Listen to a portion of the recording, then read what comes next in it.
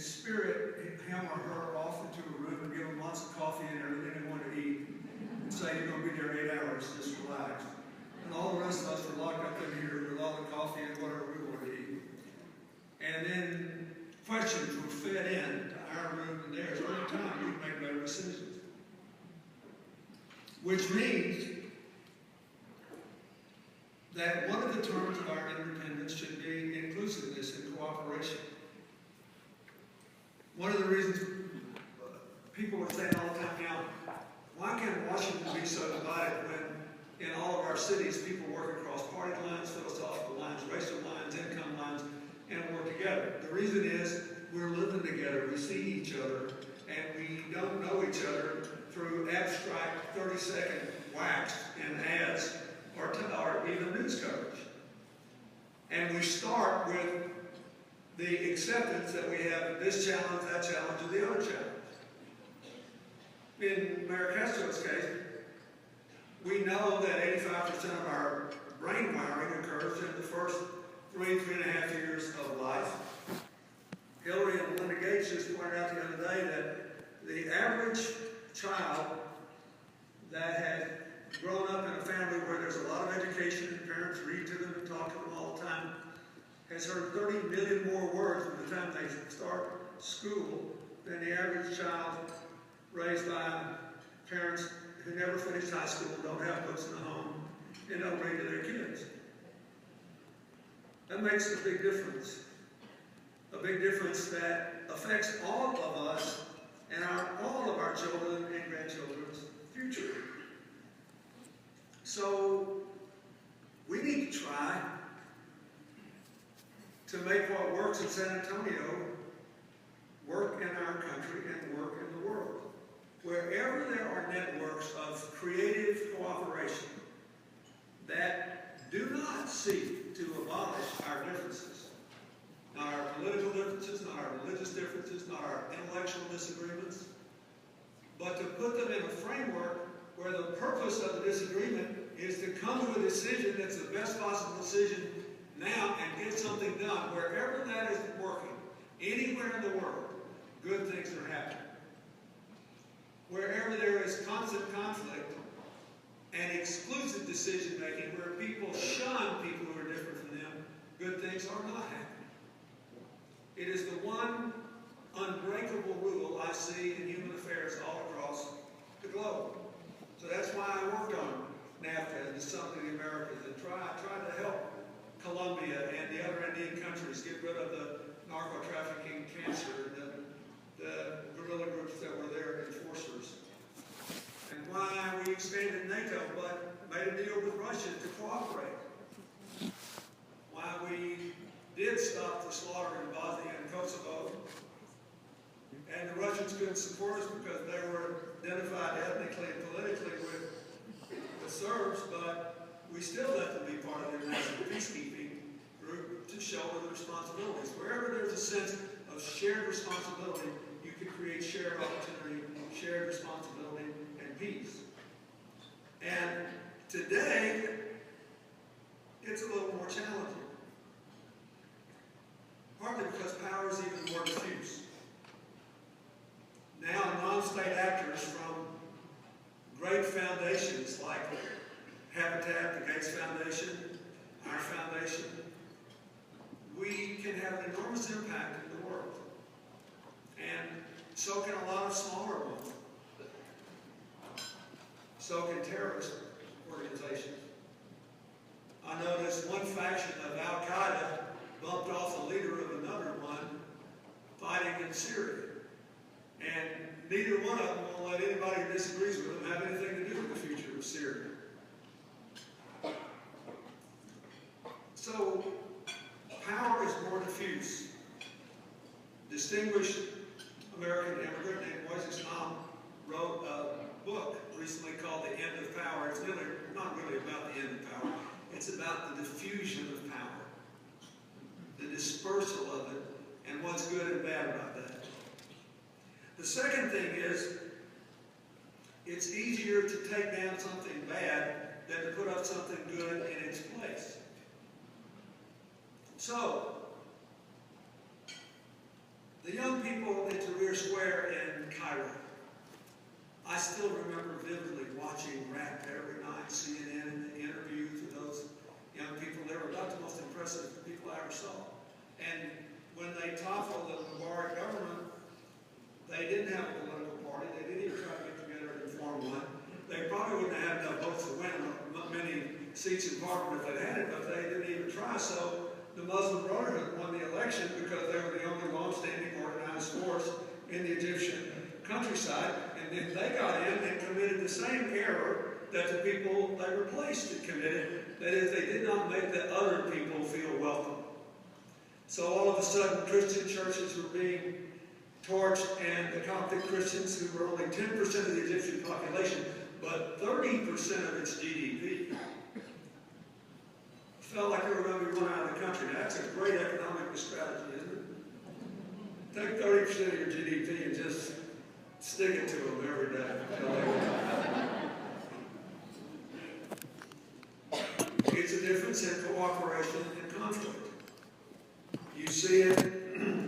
One of the things that people are worried about in Syria is who wins if Assad goes. Is it always going to be a choice between one kind of dictator or another, or can we build a future of inclusion, of shared decision-making and shared prosperity?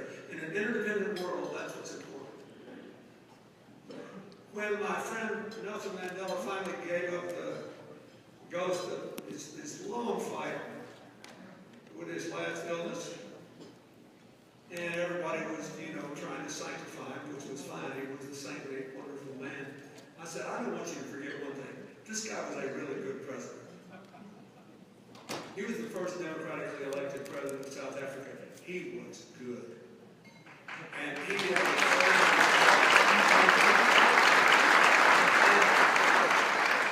I know, because we did a lot of business together, and we had a few arguments together. He was, after all, the president of South Africa, not the United States. And the most important thing he did, everybody knows he invited his jailers to his inauguration because he appreciated the dignity with which they had treated him. But far more important than that for his success was he put the leaders of the political parties who had kept him in prison for 27 years and permitted his allies to be shot dead in the streets, he still put them in his government. He called me one night, I'll never forget this, he said, "Oh, they're giving me hell here." I said, "Who, the Afrikaners?" He said, "No, not the Afrikaners, our people." ANC, they said, "Well, how can you do this? They kept you in jail for 27 years. Look at all of our comrades who are dead. You were taking these people. What are you thinking? You got 62% of the vote against 18 opponents," which he did. 19 candidates, he got 62%. And I said, "What'd you tell him?" I said, "We just voted for the first time in 300 years. Can we run the army? Can we run the police force? Can we run the banks? Can we run the central bank? Is there one single solitary thing we can run all by ourselves? No. Someday we may be able to. I don't think we should ever run it, all of it, all by ourselves. But today we cannot do this. We have to do this together." And so he succeeded. When I was a young man, Beirut was the most beautiful city in the Middle East, and it was totally destroyed in the 1970s in the ethnic and religious wars in Lebanon. And Lebanon adopted a constitution, which I think should become a model for conflict places throughout the world. Why? Because there are more Sunni Muslims in Lebanon than any other group. But they signed on to a constitution that says, okay, if the Sunnis win the prime ministership, then the leader, the speaker of parliament, the highest ranking official in parliament, will be a Shia. And the president will be a Maronite Christian. And the Chief Justice of the Supreme Court will be a Druze. And we will secure the future. We're going to gamble that this fragile peace we have just made, after virtually destroying each other, will hold together if everybody has a little skin in the game and we all have to go forward together. And, Lebanon's not strong enough to keep the Iranians from sending the Hezbollah through to the Bekaa Valley in Lebanon to train the terrorists. It's not strong enough to say say no to the Syrians, except now they're in trouble, but when they're not. Sometimes militant groups in Lebanon rocket Israel, and Israel rockets them back. But it is hell. Their democracy is hell because it is a democracy of inclusion. So if you walk away, you're giving up something, not because you're shut out. When the current leader of Iraq was elected, no one could complain. Iraq has more Shiites than Sunni.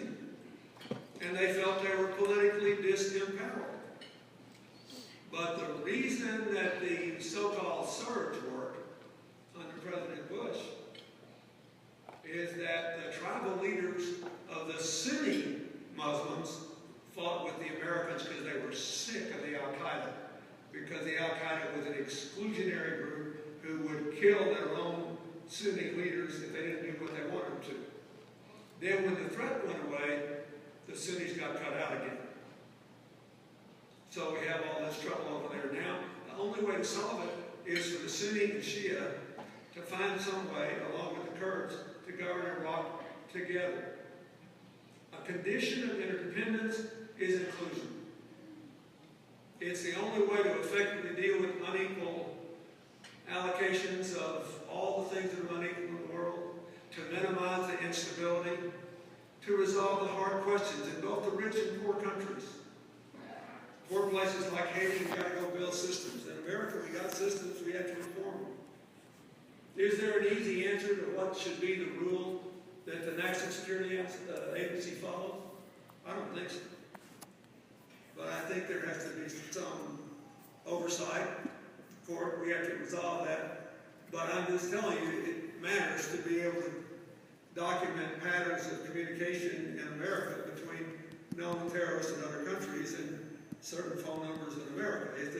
Does that mean that everybody needs to have their phone messages listened to? No.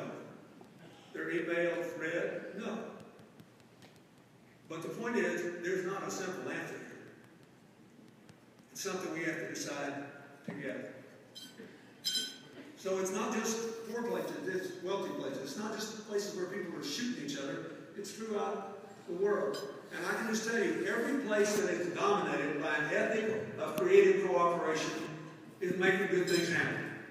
Whether it's the city of San Antonio, or the Germans going through the financial crisis and having fewer people laid off because their unemployment system doesn't wait for you to be unemployed. It will give small business people a little help to keep people on the job.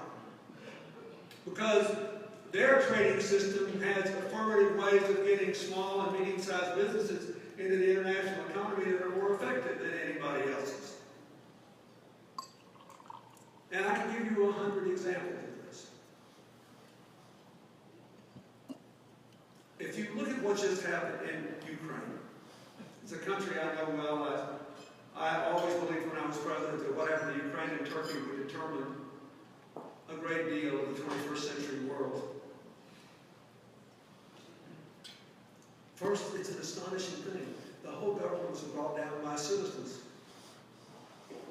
And the apparatus of the state, including the military, would no longer support the president once they started killing protesters in the street. Now the question is whether they can really bring in people who are committed to reflecting the values those people in the street had. Will it be like Egypt, and just a different set of dominators, or will they find a way to build a shared democracy? Will Turkey keep becoming more autocratic, or will they go back to the more democratic model they had just a few years ago? One of the reasons I'm optimistic about the future of our neighbors in Brazil, even though they're going through a tough time now and their economy is a little too export dependent, they have an astonishing proclivity for shared decision making. Look at the difference and how the mass demonstrations were handled in Brazil and in these other countries. The police didn't beat these kids up and put them in jail when they started demonstrating against their economic problems and the high cost of bus fare and whatever. The president went into the streets and said, you know, you guys have made some real points, and there is still too much corruption in our political system. I want you to help me solve the problem. I went to a meeting not very, 3 years ago,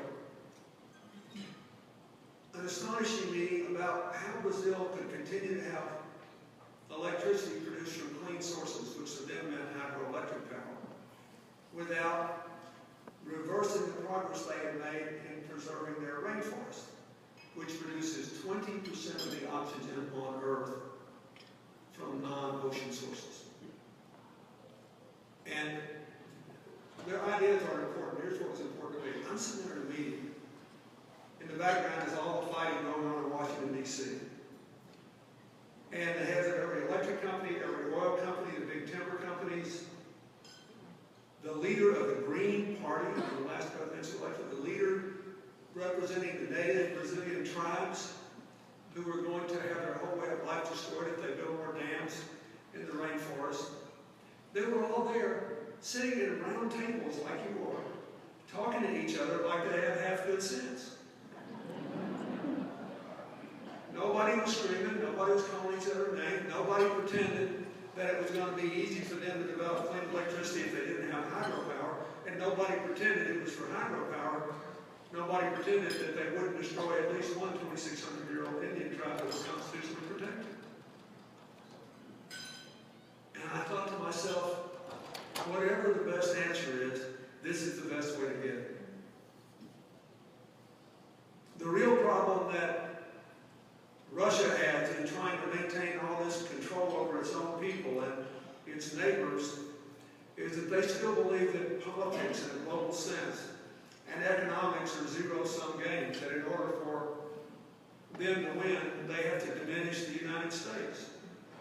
I believe in an interdependent world, the only solutions that work are those where everybody can win. And all over the world, wherever you see a racial, an ethnic, a religious, or just an old-fashioned political power struggle, the people who believe that in order for them to win, somebody else has got to lose, are going to get a bad outcome. Whenever people are at least honestly trying to get a positive outcome, we got a chance to win. Colorado just promulgated an interesting rule the other day. Henry mentioned that shale energy. Look, I'm from Arkansas. I think this energy revolution is a great thing. And I think that the fracking technology is not the problem. Bad wells are, where there have been environmental problems. But Colorado says we need higher standards, and we're going to have special standards to prevent methane leaking from the wells, because if we can do that, then we really will be helping the climate problem as well as making America more economically powerful. In other words, they listened to each other and came up with a reasonable resolution that enables us to tap an American energy source, generate wealth, be strong, be independent, and respond to the principal environmental objection to it. Why? Because they decided to work together instead of fight, so there'd be one winner and one loser. It's the last point I want to make. The best book on international relations I've read in the last 2 years and on human psychology was written by a Nobel Prize-winning microbiologist named E.O. Wilson. It's called The Social Conquest of Earth. He wrote it when he was 87 years old. He's now 90, and he's still got all his marbles and then some. It was from E.O. Wilson that I learned in one of his early books that the combined weight of ants on Earth exceeds the combined weight of people on Earth. It's a lot of ants. But Wilson, anyway, chronicles, insofar as the scientists can, the entire history of life on Earth. I mean, from the beginning of single-cell organisms. And he says, if you look at what's happened, as long as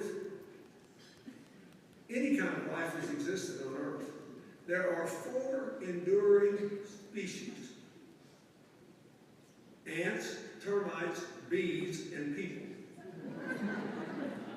And what they have in common is they have shown the greatest capacity for cooperation. There are ants in rainforests that when they're being chased by predators, will sense, without a brain, sense that they're about to be caught and destroyed. So some of the ants will walk up on the tallest blade of grass and sacrifice themselves so the other ants can get away. There are termites in hot climate that build air-conditioned housing. That is, they dig holes in the ground, and they drill 5, and they hollow them out so they can all live there. Then they drill 5 holes. But they'll only go in and out of one of them. The rest are purely for air circulation. And when a flood is coming, a rainstorm, they'll stay out altogether to keep from drowning. They know without brains.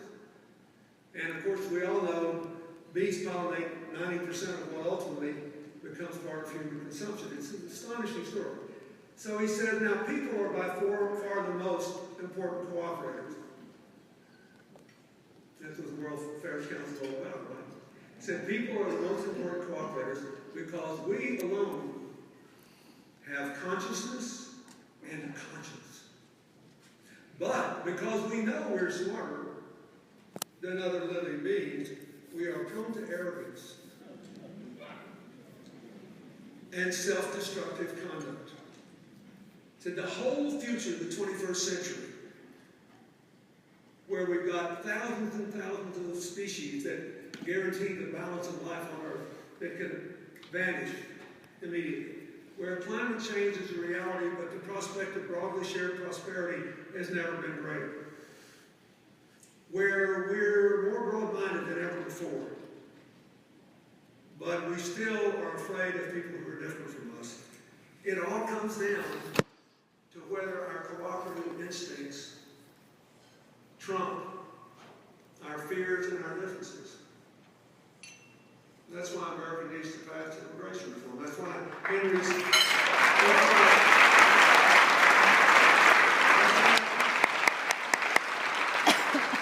this center that Henry's setting up about how to integrate immigrants into the American way of life and make sure that they can carry their own weight and make the most of their own lives is so important. So let's leave you with that.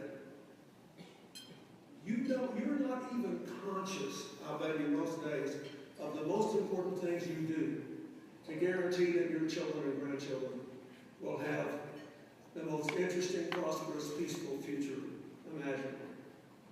But it is the impulse to cooperate that is the most important thing. And we live in a time when constant conflict can be good politics, especially people who are frightened about their conditions and their future. But America should not be frightened. We have everything we need to lead the world in a positive and good way. But we have to prove that we believe in a world of shared opportunity, prosperity, peace, and responsibilities. That's really what you're about. So if anybody ever asks you what's the most important thing about the World Affairs Council, tell them it's a network of creative cooperation. And all you have to believe is that we've got to go into the future on positive terms. Then you can believe whatever you want about politics. You can worship however you want or not. You can be proud of whatever differences you have. And just don't forget this, every non-age-related difference you can see in this room is a product of 1/2 of 1% of your human genome. We are 99.5% the same. We spend 99.5% of our time thinking about that 0.5%. If we develop habits of creative cooperation, we'll do better. Not long after I became president, one of my young cabinet members, Henry Cisneros, gave me a beautiful piece of framed calligraphy. You remember this? The verse from St. Matthew. It says we will all be judged, not by how much money we raised or made, or how much power we exercised, but how we treated the poor, the infirm, the elderly, the imprisoned. We will be judged by how we treated the least of these. It was the most eloquent expression of human interdependence in the Christian New Testament. There are things like it in the text of every